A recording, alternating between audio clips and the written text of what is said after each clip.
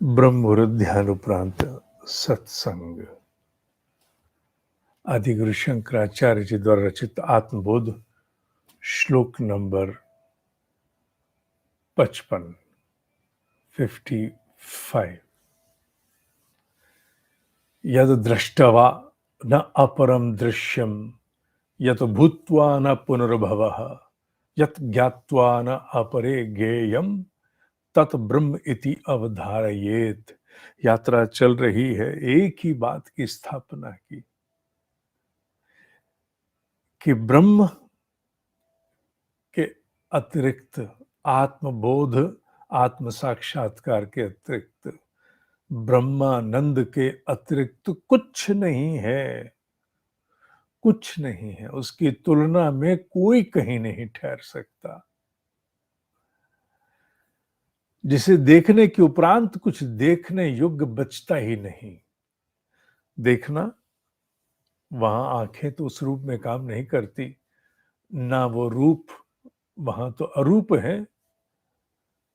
इसीलिए कहा गया कि और कुछ देखने को शेष बचता ही नहीं है।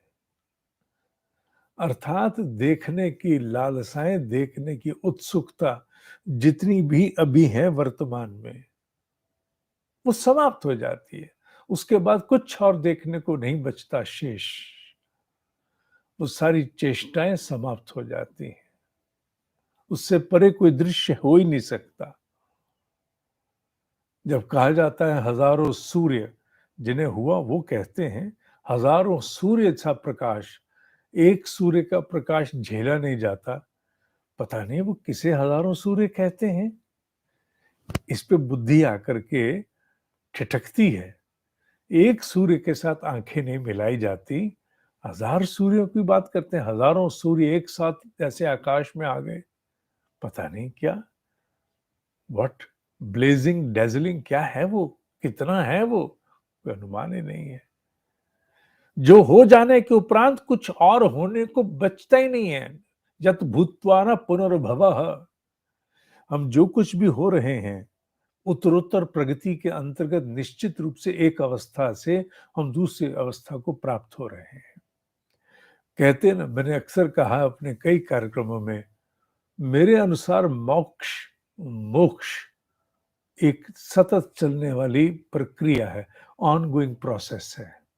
एक चीज से हम मुक्त होकर के उससे बड़े को प्राप्त होते हैं, एक छोटी सोच से बड़ी विस्तृत सोच को प्राप्त होते हैं, छोटी कक्षा से बड़ी को प्राप्त होते हैं, तो छोटी से मुक्ति मिलती है, मोक्ष होता है। और हम नई अवस्था में हो जाते हैं। 5वीं का बच्चा 6ठी का हो जाता है। पर यहां तो हो जाने के बाद कुछ और होने को शेष है ही नहीं। अब इससे आगे क्या, कुछ नहीं।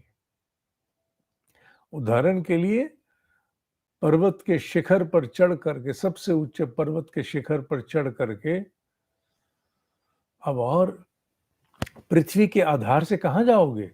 एवरेस्ट की चोटी पर खड़ा कोई भी पर्वतारोही उसके उपरांत और कहां जाएगा? एवरेस्ट के शिखर पर चढ़ करके अब और कहीं जाने के लिए उसके पास स्थान नहीं है। पृथ्वी के आधार से हवाई जहाज में तो आप कहीं भी चले जाओ, वो तो फिर हरि अनंत, हरि कथा अनंता, स्पेस में चले जाओ अगर आप जा सको तो। अन्यथा पृथ्वी के आधार से एवरेस्ट पर खड़े होने के बाद और कहां जाओगे? कहीं नहीं जाओगे। तो जो हो जाने के बाद कुछ और होने को शेष बचता ही नहीं है, जिसे जान लेने के उपरांत और क्या जानोगे? कुछ जानने योग्य है ही नहीं। जो जानना चाहते हैं और जिसे जानना है और जो जान लेना है, ये तीनों विलय हो जाते हैं वहां पर। वहां कुछ नहीं बचता। जिसे जान लेने के उपरांत जाने योग्य अब कुछ नहीं है, कुछ नहीं है। पूर्णता हो गई, पूर्णता हो गई। ये सब क्या हो रहा है हमारे साथ इन श्लोकों में? ये हमारे साथ अनेक प्रकार की चेष्टाओं के द्वारा, अनेक प्रकार की चेष्टाओं के द्वारा किसी न किसी रूप में आत्मबोध की, साक्षात्कार की अवस्था को चेष्टा कर रहे हैं, हम जान सकें कि जो कुछ उपकरणों के द्वारा हम देख, सुन, छू, समझ, मन इत्यादि के द्वारा पा रहे हैं, इनकी खिड़कियां वहां जाकर के छितरा जाती हैं। वहां जो कुछ है, यहाँ उसकी तुलना में कुछ नहीं है, वो अनंतता है।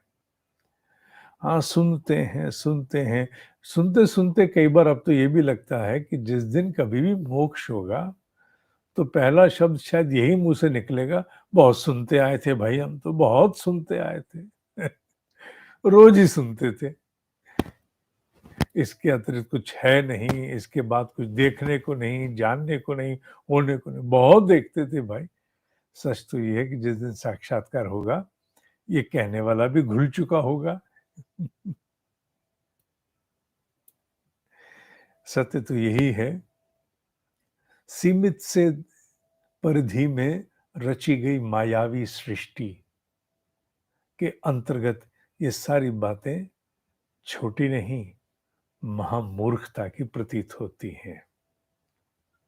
पर सच तो ये है, पता नहीं क्यों सोची समझी महामूर्खता मौन मूर्ख के द्वारा ही संभव है।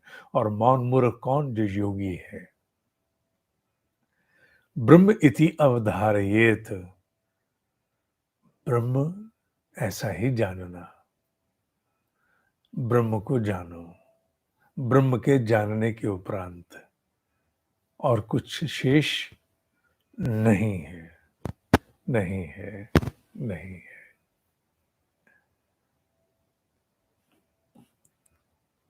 ओम ही सत्य है, ओम ही सत्य है, ओम ही सत्य है।